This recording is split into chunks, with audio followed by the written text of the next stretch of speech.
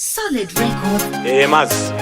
izvauda mapraise chasha handati zvekubvaizwa nematsaka zvazvo Tindo Beta kundibudira pachena wongoti Tindo ndakakumaka pauri ndobva ndangosuduruka ushamwari haudi kumanikidza Mwari ndipeiwo shamwari kwadzo dzinongodira chero munhamo handichade kutamba nevanhu vese vese kune chando vanondidzodzera kumbeze Baba ndipeiwo shamwari kwadzo dzinongodira chero munhamo handichade kutamba nevanhu vese vese kune chando vanondidzodzera kumbeze Vanoda kumberi ndisaende havadi kuti Tindo asimuke mashandira ndinoita muaone handirare ndichinyora usiku hwese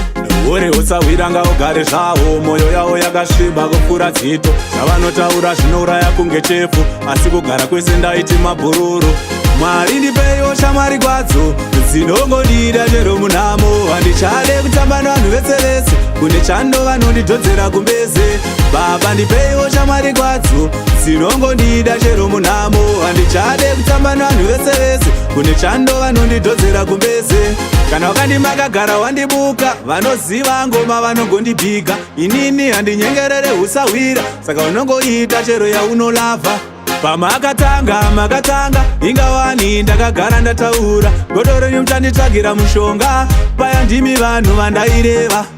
Mwari ndipeiwo shamwari kwadzo dzinongodira chero munhamo handichade kutamba nevanhu vese vese kune chando vanondidzodzera kumbeze Baba ndipeiwo shamwari kwadzo dzinongodira chero munhamo handichade kutamba nevanhu vese vese kune chando vanondidzodzera kumbeze Vanoda kumberi ndisaende havadi kuti Tindo asimuke mashandira ndinoita muaone handirare ndichinyora usiku hwese